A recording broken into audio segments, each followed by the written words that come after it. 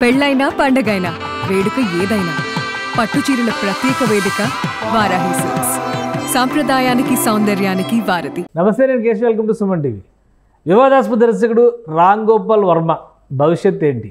ఈ అంశం పైన నిన్నటి వరకు చాలా చర్చలు జరిగాయి. అయితే ఈరోజు రామ్ గోపాల్ వర్మ స్వయంగా కొన్ని అంశాలను ట్వీట్ చేశాడు, ఇంటర్వ్యూలు ఇచ్చాడు. తర్వాత తను ఏ తప్పు చేయలేదని తన పైన పెట్టినటువంటి మూడో పక్ష కేసులు నిలవనంటూ ఒక వాదన చేశారు. నిజంగానే ఏపీ పోలీసులు రామ్ గోపాల్ వర్మ ఎక్కడ ఉన్నాడో ట్రేస్ చేయలేకపోయారా, లేదా చాకచక్యంగా తప్పించుకున్న రామ్ గోపాల్ వర్మ పోలీసులపైన వెటకారాలాడుతున్నారా? అసలు ఏం జరుగుతోంది ఈ సోషల్ మీడియా కేసుల వ్యవహారంలో? ఈ అంశాన్ని విశ్లేషించే ప్రయత్నం చేద్దాం. మనతో పాటు ఏపీ హైకోర్టు న్యాయవాది బత్తుల రామకోటయ్య గారు ఉన్నారు. రామకోటయ్య గారు నమస్కారం. నమస్తే కేశవ్ గారు. ఏంటి ఇది, ఒక 10 రోజులు ఒక దుమారం లాగా, ఒక తుఫాన్ లాగా ఎక్కడున్నాడు రామ్ గోపాల్ వర్మని జల్లెడ పట్టేస్తున్నట్టుగా నానా హడావుడి చేశారు. పోలీసులు కూడా ఒక 10 మంది వెళ్ళి ఆయన ఇంటి ముందర కాపలా ఉన్నారు. ఆయన ఇంట్లోనే ఉన్నారని అంటున్నారు. మధ్య మధ్యలో పని మీద బయటికి వెళ్ళడం తప్పితే వేరే ఏం లేదని చెప్పి ఆయన ట్వీట్ చేశాడు. ఆ ట్వీట్ చేసిన కొద్ది గంటల్లోనే ఓ మీడియా ఛానల్కి ఇంటర్వ్యూ ఇచ్చాడు. మళ్ళీ ఇప్పుడు సోషల్ మీడియాలో చేసేటువంటి వ్యాఖ్యల పైన ఎటువంటి నియంత్రణ ఉండాలి, పరిధి మీరు ట్వీట్లు చేస్తున్నారా, కామెంట్లు చేస్తున్నారా, దానిపైన మళ్ళీ ఒక ఉపోద్ఘాతం పెడుతున్నారు. ఏం జరుగుతుంది రామ్ గోపాల్ వర్మ కేసులో? రామ్ గోపాల్ వర్మ గారు ఏది చేసినా ఆయన పబ్లిసిటీ కోసమే చేస్తాడు. ఒక సినిమా తీసినప్పుడు దాన్ని రిలీజ్ చేయాలంటే ఆ రిలీజ్ ముందు కాంట్రవర్సీతో స్టార్ట్ చేస్తాడు. అంటే కాంట్రవర్సీకి కేర్ ఆఫ్ అడ్రస్ ఆర్జీవి. ఇది అందరికి కూడా తెలిసిన విషయమే. కాదు ఇప్పుడు ఏంటంటే ఆయన పర్సనల్ విషయంలో కూడా కాంట్రవర్సీని క్రియేట్ చేసి దాన్ని ఒక ఇమేజ్ రూపంలో, లేదంటే ప్రభుత్వానికి కూడా ఒక ఛాలెంజ్ ఇచ్చినాను, కోర్టులకు కూడా ఒక ఛాలెంజ్ ఇచ్చినాను, పోలీస్ వ్యవస్థకు కూడా రీల్లో కాదు రియల్ లైఫ్లో కూడా ఛాలెంజ్ ఇస్తున్నాను అని ఒక సినిమా పక్కీలో చేస్తా ఉన్నారు. అది నిజ జీవితంలో అయితే సాధ్యం కాదు. ఎందుకంటే రామ్ గోపాల్ వర్మ చేసింది చట్ట ప్రకారంగా తప్పు. ఆ తప్పుని ఈరోజు పోలీసు వారు కేసు కట్టారు. కేసు కట్టి దాని మీద పోలీసు వారు చట్ట ప్రకారం వారికి ఇప్పుడు సమన్లు జారీ చేసి మీ మీద 16 కేసు మధ్యపాటు పోలీస్ స్టేషన్ ఒంగోలు కోర్టు పరిధిలో ఒంగోలు జిల్లాలో నమోదైంది. దానికి మీ సంజాయిషి ఏంటి, విచారణ రమ్మని చెప్పి వారికి నోటీసులు జారీ చేశారు. ఎప్పుడైతే పోలీసులు నోటీస్ జారీ చేశారో ఆ నోటీసులకి దాని యొక్క డైరెక్షన్స్, టర్మ్స్ అండ్ కండిషన్స్ లోబడి వారు వెళ్లాల్సి ఉంది. ఎప్పుడైతే terms and conditions part 1A నోటీస్ని ఆయన ధిక్కరించారో తదుపరి చర్యలు చట్ట ప్రకారం పోలీసులు. అంటే ఒకటి లీగల్ పాయింట్ ఆఫ్ వ్యూలోనే ఆయన కొన్ని ఇష్యూస్ రైజ్ చేశారు. ఆయన నా కేసు అని చెప్పి, నా కథ నా కేసు అని ఆయనే కొన్ని కోట్ చేశారు. ఎప్పుడో సంవత్సరం క్రితం, కొన్ని నెలల క్రితం జరిగినటువంటి కొన్ని ఇన్సిడెంట్స్, తను పెట్టిన పోస్టుల వలన కొంతమంది మనోభావాలు గాయపడితే వాళ్ళు కాకుండా వేరే వాళ్ళు ఇప్పుడు కొత్తగా ఫిర్యాదులు చేస్తే ఒకరికి 4 చోట్ల కంప్లైంట్లు ఇస్తే వాళ్ళకి కొనసాగింపుగా ఇంకొక 5-6 చోట్ల ఫిర్యాదులు వచ్చినాయి అనేటువంటి సమాచారం వస్తే ఇప్పుడు నన్ను అరెస్ట్ చేస్తారా అని అడుగుతున్నారు. అసలు చట్టం ఏం చెప్తుంది? ఇటువంటి కామెంట్స్ చేయొచ్చు లేదా చేయకూడదు? ఇట్లాంటి నియంత్రణలు ఏమైనా ఉన్నాయా, లేవా? మీరు చెప్పిన దాని మీదనే గౌరవ ఏపీఐ కోర్టు నిన్ననే ఒక తీర్పు ఇచ్చింది. సోషల్ మీడియా ఏ దిక్కుని చేసుకొని సామూహికంగా ఎవరైనా సరే అసభ్య పదజాలంతో అసభ్యకరమైన పోస్టులు పెడితే వారు నిజ జీవితంలో, ఇప్పుడు నేను డైరెక్ట్గా మిమ్మల్ని ఏ విధంగా అయితే నేను అసభ్యంగా ఆ పదజాలంతో మిమ్మల్ని ఏదైనా చేసి ఉంటే ఫిజికల్గా ఏ విధంగా జరిగిందో అట్లానే సోషల్ మీడియా ఏ దిగ్గా మాట్లాడితే ఆ విధంగా జరిగినట్టే భావించాలి అని చెప్పింది. ఆయన యోగం సినిమా యొక్క రిలీజ్ భాగంగా, ప్రీ షోలో భాగంగా ఆయన టార్గెట్ చేస్తూ చంద్రబాబు నాయుడు గారిని, గౌరవ ముఖ్యమంత్రి వర్యులు, అదేవిధంగా ఉప ముఖ్యమంత్రి పవన్ కళ్యాణ్ గారిని, మంత్రివర్యులు లోకేష్ గారిని టార్గెట్ చేస్తూ వారు అసభ్యకరంగా వాళ్ళు పోస్టులు పెట్టడం, వాళ్ళని అమర్యాదగా మాట్లాడటం, వాళ్ళ మీద అనేకమైనటువంటి ఈ చెడు విధంగా వాళ్ళని చిత్రీకరించడం అనేది కూడా ఆయన డైరెక్ట్గా దొరికింది. ఈరోజు వైసీపీ జగన్మోహన్ రెడ్డి గారు జగన్ నాటకంలో భాగంగా కొంతమంది ఇలాంటి డైరెక్టర్లు కావచ్చు. నిన్నే చూస్తే ఒక ఆయన విజయబాబు గారు, పోలా విజయబాబు గారు, మీకు కూడా తెలుసు, వారు భాషా సంఘానికి అధ్యక్షులుగా కూడా ఉన్నారు. వారు పత్రికా రంగంతో కూడా సంబంధం ఉంది. అలాంటి వాళ్ళు కూడా పిలిచేస్తే దాంట్లోనే జవాబు చెప్పింది. మీరు థర్డ్ పార్టీస్ తరఫున వాళ్ళు రాజకీయ భావ ప్రకటనని వ్యక్తం చేస్తూ ప్రభుత్వపరమైన విధానాలని వాళ్ళు ఎక్కడైనా వ్యతిరేకిస్తూ వాళ్ళు ఏదైనా ఉద్యమకారులుగా చేస్తుంటే తప్పులేదు.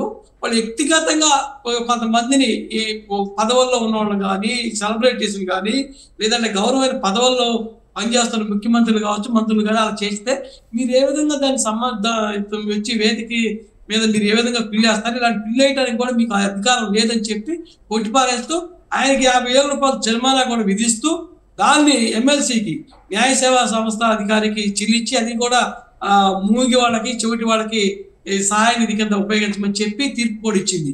అందుకని రామ్ గోపాల్ వర్మ ఏదైతే చేశాడో సోషల్ మీడియాలో, ఆ సోషల్ మీడియాలో చేసింది ఫిజికల్ గా చేసినట్టే భావించమని చెప్పి కోర్టు, గౌరవ హైకోర్టు సాక్షాత్తు లేటెస్ట్ జడ్జిమెంట్ చెప్పింది. కాబట్టి ఖచ్చితంగా రామ్ గోపాల్ వర్మ మాట్లాడిన వ్యాఖ్యలు కానీ, ఆయన చేసినటువంటి ప్రకటనలు కానీ, ఆయన వాడిన అసభ్య పదజాలం కానీ, చూపించిన చిత్రీకరణ కానీ కేసు నమోదు అవడానికి ప్రైమా ఫేసియా ఉంది అంటానికి నేను హైకోర్టు చెప్పినట్టు.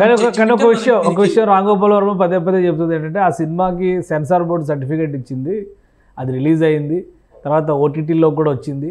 ఇప్పుడు అసలు ఆ సినిమా గురించి మాట్లాడడానికి కూడా సెన్సార్ బోర్డు సర్టిఫై చేసిందంటే మరి సెన్సార్ బోర్డు మెంబర్స్ని కూడా లోపలేస్తారా అని అడుగుతున్నారు. సో అటువంటి వెసులుబాటు ఏమైనా ఉందా? సెన్సార్ బోర్డు మెంబర్స్ని ఎవరి మీద పడితే వాళ్ళ మీద వాళ్ళ హావభావాలు, వాళ్ళ ఆహార్యాలను పోలినటువంటి క్యారెక్టర్స్ని క్రియేట్ చేసి సినిమాలు తీసే వాళ్ళకి అది కూడా భావ ప్రకటన స్వేచ్ఛలో భాగం, క్రియేటివిటీలో భాగం అనుకోవాల్సి ఉంటుందా, లేదా లిమిటేషన్స్ ఏమైనా ఉన్నాయా? చట్టం ఏం చెప్తుంది? ఖచ్చితంగా మీరు చెప్పిన భావ ప్రకటన స్వేచ్ఛ article 19 of the Indian constitution ఒక వ్యక్తికి భావ ప్రకటన స్వేచ్ఛ ఇచ్చింది. మన స్వేచ్ఛ ఇతరుల స్వేచ్ఛను హరించకూడదు.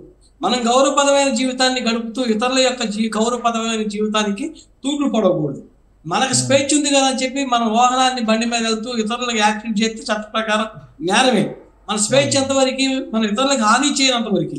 ఈరోజు వారు చూపించినటువంటి భావ ప్రకటన స్వేచ్ఛకు లోబడి అది కనుక ఉంటే వారిని భారత రాజ్యాంగం అందించినటువంటి ఫ్రీడమ్ ఆఫ్ స్పీచ్లో కానీ, ఫ్రీడమ్ ఆఫ్ ఎక్స్ప్రెషన్లో కానీ ఆయనకి ఇచ్చినటువంటి ప్రాథమిక హక్కుల్ని ప్రొటెక్ట్ చేయడానికి కోర్టు సిద్ధంగా ఉంది. కానీ అదే అసలు రాదంటున్నారు కదా. ఇప్పుడు రామ్ గోపాల్ వర్మ గారు చెప్పేది ఏంటంటే, అది చాలా రోజుల క్రితం జరిగిపోయినటువంటి ఘటన కాబట్టి అది ఇప్పుడు దాని పరిధిలోకి రాదని. మీరు విజయబాబు గారి కేసుని దీన్ని రెండింటిని ఈక్వేట్ చేసి చెప్తున్నారు. కానీ రామ్ గోపాల్ వర్మ గారు 2 గంటల క్రితం చేసిన ట్వీట్లో ఏంటంటే, సోషల్ మీడియా పరిధి దాటి ప్రవర్తిస్తుందా లేదా, దీన్ని ఎవరు నియంత్రించాలి, ఎవరు నిర్ణయించాలి, ఇవన్నీ ఇప్పుడే లేటెస్ట్గా ఇంకొక కంప్లైంట్ కూడా వచ్చింది రామ్ గోపాల్ వర్మ పైన. కాపు నాడు దానికి సంబంధించినటువంటి నాయకులు కంప్లైంట్ చేశారు. ఏంటంటే బిఎన్ఎస్ సెక్షన్ 196 ప్రకారం ఆయన కొన్ని కులాలను కించపరుస్తూ విమర్శలు చేశారు ఎలక్షన్స్ టైంలో. ముఖ్యంగా పవన్ కళ్యాణ్ గారిని ఉద్దేశించి చాలా కామెంట్స్ కూడా వాళ్ళు డేట్ టైంతో సహా కలెక్ట్ చేసి పెట్టారు. రిప్ కాపులు, కంగ్రాచులేషన్స్ కమ్మోళ్ళు, ఇవన్నీ కులాల పేర్లతో రామ్ గోపాల్ వర్మ చేసినటువంటి ట్వీట్లు ఇవన్నీ.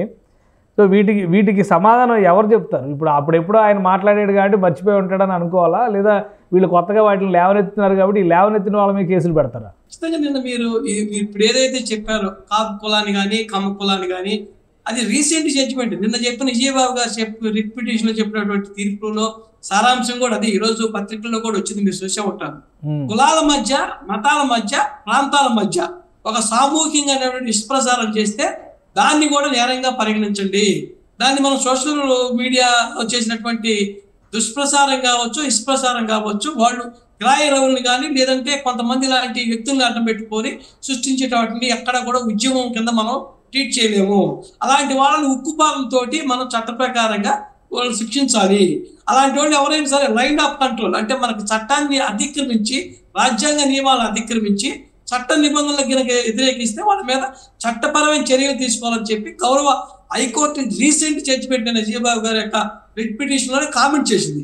అందుకని రామ్ గోపాల్ వర్మ గారు తీసినటువంటి సినిమా మీరు ఏదైనా కావచ్చు, కులాల మధ్య చిచ్చు పెట్టే విధంగా ఉంది, అదేవిధంగా ప్రాంతీయ పరంగా కూడా చిచ్చు పెట్టే విధంగా ఉంది, రాజకీయ యొక్క వర్గాల మధ్య ప్రజల యొక్క శాంతి పద్ధతులకు కూడా ఆయన భంగం కలిగించే విధంగా ఉంది. కాబట్టి దాని మీద ఈ రోజు మంచిపాటి పోలీస్ స్టేషన్ లో కావచ్చు, 5 సార్లు రాష్ట్ర వ్యాప్తంగా కూడా ఆ మనోభావాలు దెబ్బతిన్నటువంటి పవన్ అభిమానులు కావచ్చు, తెలుగుదేశం పార్టీ నాయకులు కావచ్చు, కార్యకర్తలు కావచ్చు కేసు కట్టారు.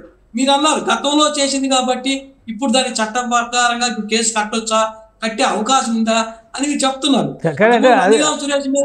ఒకటి అంటే డౌట్ కూడా ఇప్పుడు ఏంటంటే, రామ్ గోపాల్ వర్మ చేసిన కామెంట్లన్నీ ఐపీఎస్ సెక్షన్లు ఉన్నప్పుడు ఇప్పుడేమో బిఎన్ఎస్ చట్టాలు నడుస్తున్నాయి. మరి ఏ చట్టాల కింద బుక్ చేస్తారు? ఇవే చాలా డౌట్స్ ఉన్నాయి ఇవన్నీ. అందుకని ఆయన కూడా కొంచెం రెచ్చిపోయి కామెంట్లు చేస్తున్నట్టున్నారు. తనకేదో వెసులుబాటు ఉంది చట్ట ప్రకారం అని అనుకుంటున్నట్టున్నారు కాబట్టి ఆయన రెచ్చిపోయి కామెంట్లు చేస్తున్నట్టే కనిపిస్తుంది. నేను విజయబాబు గారికి ఇచ్చిన జడ్జిమెంట్ ఒక చంపపెట్టు లాంటిది అయ్యి ఉంటే ఈరోజు రామ్ గోపాల్ వర్మ మాట్లాడి ఉండకూడదు. కానీ ఈరోజు పొద్దునుంచి ఆయన పోస్టులు పెడుతూనే ఉన్నారు. ఆయన నైజం అది, ఆయన ఏదంటే నిండు చంద్రుడు ఒకవైపు చుక్కలు ఒకవైపు అని ఆయన ఏది కూడా నెగిటివ్ కాంట్రవర్సీకి వెళ్ళి ఆయన ఫేమ్ అవ్వాలా నేమ్ తెచ్చుకోవాలనేటువంటి నైజం ఆర్జీవిది. ఇప్పుడు ఆర్జీవి ఒకవైపు పోలీసులు ఒకవైపులా ఉంది. పోలీసులు ఎందుకు రియాక్ట్ అవ్వట్లేదు? మీరు చట్టంలో అంత వెసులుబాటు ఉన్నప్పుడు పోలీసులు కాగితాలు ఇవ్వడానికి ఎందుకు పరిమితం అవుతున్నారు? దీనికి ఏమైనా స్పెసిఫిక్ రీజన్స్ ఉన్నాయా? అంటే ఇప్పుడు దేనికైనా ఒక పరిపక్వత రావడానికి ఒక టైం ఉంటుంది. ఆ టయాన్ని మనం చట్టంలో ఉన్నటువంటి ప్రక్రియ ఏంటంటే మనకున్న భారతీయ చట్టం ఇప్పుడు మీరు చెప్పిన బిఎన్ఎస్ఎస్ కావచ్చు, ఐపీసీ కావచ్చు, ఈ చట్టాల ప్రకారం అయితే ఇందాక మీరు ఒక మంచి ప్రశ్న లేవనెత్తారు. ఏ చట్ట ప్రకారం ఆయనకి శిక్ష, ఏ చట్ట ప్రకారం ఆయన మీద నేరం ఆపోదిస్తారని. మనకేంటంటే 1/7/2024 నుంచి ఈ చట్టం అమల్లోకి వచ్చింది.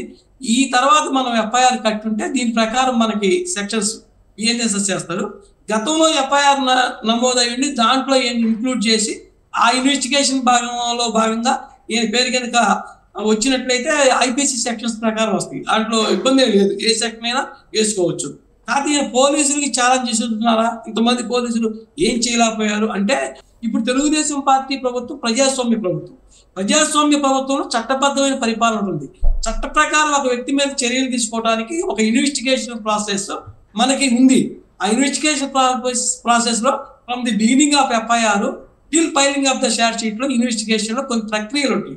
దాంట్లో చట్టం ఏం చెప్పింది, మొదటి పార్టీ 1 year నోటీస్ ప్రకారం, పాత చట్టం ప్రకారం అలా ఇచ్చుకుంటూ తర్వాత దానికి ఆయనకి సాటిస్ఫాక్షన్ సమాధానం చెప్పకపోతే తర్వాత దాన్ని కోర్టు దృష్టికి తీసుకెళ్లి కోర్టు నుంచి ఆయన అబ్స్కాండ్ అయినట్టు చూపించి అప్పుడు నాన్ బెయిలబుల్ వారెంట్ తీసుకెళ్లి వారెంట్ ప్రకారం ఆయన అరెస్ట్ చేయడానికి చట్టం ఏదైతే నిర్దేశించిందో దాని ప్రకారం ఖచ్చితంగా చేస్తాడు. కానీ ఒకటి అంటే మీడియాని కూడా చాలా కామెడీ చేశాడు రాంగోపాల్ వర్మ. ఆయన పోలీసుల కంటే కూడా మీడియా అత్యుత్సాహం చూపింది, అరెస్టులు అని చెప్పని రకరకాల కామెంట్లు చేస్తూ అసలు పోలీసులు నా ఇంట్లో కాలే పెట్టలేదు అని. ఒక 10 మంది పోలీసులు ఒక ఇంటి దగ్గరికి వెళ్ళారంటే బహుశా ఏదో చాలా సివియర్ ఇష్యూ అని చెప్పని మీడియా కూడా అనుకుని ఉంటుంది.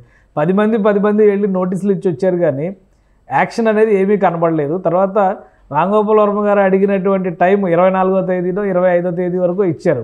తర్వాత ఫర్దర్ యాక్షన్ మళ్ళీ 4 రోజులు గడిచిపోయింది కాబట్టి చాలా హడావుడి నడిచింది. పోలీసులు కూడా ఉదాసీనంగా ఉన్నారా ఈ వ్యవహారంలో? పోలీసులు ఎక్కడ ఉదాసీనత లేదు. పోలీసు యొక్క మధ్యపాడు పోలీసులు ఏదైతే వెళ్ళారో వాళ్ళు చట్టానికి నియమ నిబంధనలు లోబడి ఆయన నోటీస్ జారీ చేశారు. మనం ఆయన చూపించిన సినిమాల్లో లాగా ఒక్కసారి వెళ్ళి దాడి చేయటం, దయాగారు దండయాత్ర లాగా చేయటం అనేది లేదు.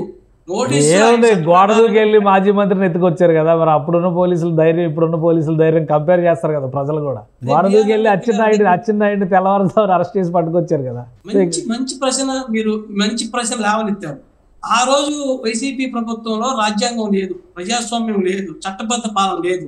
అందుకని బిఆర్ అంబేద్కర్ గారు చెప్పినట్టు రాజ్యాంగం ఎంత మంచిదైనా దాన్ని అమలు చేసే వ్యక్తి మంచోడైతేనే రాజ్యాంగం మంచిగా అమలు అవుతుంది. రాజ్యాంగం ఎంత చెడ్డదైనా దాన్ని అమలు చేసే వ్యక్తి మంచోడైనప్పుడు చెడు రాజ్యాంగం కూడా మంచిగా ఉంటుంది. మంచి రాజ్యాంగం కూడా చెడ్డోడు అమలు చేస్తే చెడు జరిగిపోతుంది. ఇప్పుడు బిఆర్ అంబేద్కర్ గారు రాసిన రాజ్యాంగం ఉంది. రెడ్ బుక్ రాజ్యాంగం జగన్మోహన్ రెడ్డి గారు. రెడ్ బుక్ రాజ్యాంగం కాదు. రెడ్ బుక్ ఏంటంటే క్రైమ్ ఎవరైతే చేశారో వాళ్ళ మీద చర్యలు తీసుకోవడానికి లోకేష్ గారు రాసుకున్నటువంటి ముద్దాయిల పేర్లు, రాజ్యాంగం కాదు. అక్కడ రూల్స్ లేవు, ఆర్టికల్స్ లేవు. అయితే గతంలో ఎవరైతే చట్టాన్ని అతిక్రమించారో, చట్ట వ్యతిరేకంగా ఎవరైతే ఆఫీసర్స్ నడుచుకున్నారో వారికి గౌరవ మంత్రి లోకేష్ గారు చెప్పారు, మీకు ఈ రెడ్ బుక్ లో ఉన్న పేర్లు చట్ట ప్రకారంగా మీ మీద తీసుకుంటాం చర్యలు, చట్ట ప్రకారం మిమ్మల్ని శిక్షిస్తామన్నారు. అంతేగాని జగన్మోహన్ రెడ్డి గారి ప్రభుత్వంలో మీరన్నట్లు అచ్చెన్నాయుడిని, అయ్యన్న ప్రాప్తుడిని, రఘురామకృష్ణరాజుని వాళ్ళని 3rd degree ఉపయోగించి వాళ్ళని చట్ట వ్యతిరేకంగా వాళ్ళ మీద చర్యలు తీసుకున్నట్టు ఇక్కడ ఎక్కడ ఉండదు. ఏదైనా ప్రజాస్వామ్యబద్ధంగా ఉంటుంది. న్యాయ ప్రక్రియలో భాగంగా చట్టం ఏదైతే నిర్దేశించిందో సూత్రాలకు అనుగుణంగా, రూల్స్కి అనుగుణంగా రాంగోపాల్ వర్మ కావచ్చు, జగన్మోహన్ రెడ్డి కావచ్చు, సుబ్బారెడ్డి గారు కావచ్చు, ఎవరి మీద ఒకటి రామగౌడ గారు ఒక విషయం శ్రీరెడ్డి గారిని పశ్చాత్తాపం పడుతూ ఒక లెటర్ రాసింది. పోసాని కృష్ణమురళి నేను ఇంకా రాజకీయాలు మాట్లాడను అని చెప్పి ఆయన అంతటా ఆయన అస్త్ర సన్యాసం చేశాడు. ఇప్పుడు రాంగోపాల్ వర్మ కవింపులు చూసినాక ఏంటంటే మళ్ళీ మనం ఏదైనా కానీ కవింపులకు పాల్పడవచ్చు. ఈ ప్రభుత్వం పైన కావచ్చు, లేదా నాయకుల పైన కావచ్చు, వాళ్ళకి ఇష్టం లేని వ్యక్తుల పైన కావచ్చు. ఆ ధోరణి కనిపించట్లేదా? ఇప్పుడు రాంగోపాల్ వర్మకి ఆయన చెప్పే ఆ భాషలో టైలరే, ఆయన సినిమా చూపించలా. సినిమా క్లైమాక్స్ వచ్చేటప్పటికి ఆయన పోసాని పాట పడతాడా, శ్రీరెడ్డి భాష పడతాడా, చివరికి చంద్రబాబు నాయుడు గారికి, పవన్ కళ్యాణ్ గారికి అన్కండిషనల్ గా క్షమాపణ చెప్పి నన్ను క్షమించండి, నేను సినిమాలో తీసుకుంటాను, ఇంకా రాజకీయపరమైన సినిమాలు తీయనయా అని చెప్పి ఏమన్నా అపాలజీ కోరుకుంటారా? కాలం నిర్ణయించాలా. అందుకని wait and see. Ram Gopal Varma ఇప్పుడు మాట్లాడే మాటలు రేపు ఉంటాయి, రోజు చూసుకోవాలి. అంతేనా? ట్రైలర్ అయిన తర్వాత సినిమా రిలీజ్ అవుద్ది అంటారు. అయితే అసలు సినిమా చూసుకున్నాక ఆయన ఎంతవరకు నిలబడతాడు, ఆయన గట్స్ ఏంటి, ఆయన నిజంగానే దీన్ని ఎదుర్కొంటే ఆయన మీరు అన్నట్టు అందరూ నిండు చంద్రుడు ఒకవైపు చుక్కలు ఒకవైపు అన్నట్టు ఆయన నైజం పోలీస్ వ్యవస్థలకు ఛాలెంజ్ ఇచ్చినట్టు అట్లా కాదని చెప్పి చివరిలో ఆయన కూడా వీళ్ళకి దండం పెట్టి అనుకోండి క్షమించే గుణం చంద్రబాబు నాయుడు గారికి ఉంది, పవన్ కళ్యాణ్కి ఉంది. అందుకని వాళ్ళకి అన్నిటికన్నా కూడా మన సంస్కృతి చెప్పేది అంటే క్షమించటం, ప్రేమించటం. అందుకని ప్రతిదానికి కక్ష సాధింపులకు పోయే ప్రభుత్వం కాదు. అందుకని ఒకవేళ కాళ్ళబేరానికి వస్తే క్షమించే మనస్తత్వం ఈ పెద్దలకు ఉందని నేను భావిస్తున్నా. రైట్. థ్యాంక్ యూ బీఆర్కే గారు, మీ అభిప్రాయాలు తెలియజేసినందుకు. ఇది రామ్ గోపాల్ వర్మ చేస్తున్నటువంటి కవింపులు ప్రస్తుతం ఆయనకు వచ్చినటువంటి వెసులుబాటును ఒక అడ్వాంటేజ్గా చేసుకుని చేస్తున్న ప్రయత్నం తప్పితే మరొకటి కాదని రామకోటయ్య గారు అన్నారు. ఇక ఇప్పటివరకు ఆర్జీవీకి చూపించింది కేవలం ట్రైలర్ మాత్రమే. ఆయన భాషలో చెప్పాలంటే సినిమా ముందుంది కాబట్టి మరింత అప్రమత్తంగా ఉండాల్సిన అవసరం అయితే స్పష్టంగా ఉందని బీఆర్కే గారు చెప్తున్నారు. ఇది special discussion. Keep watching. Suman టీవీలో మీ పర్సనల్ అండ్ బిజినెస్ ప్రమోషన్స్ కోసం కింది నెంబర్కి కాంటాక్ట్ చేయండి.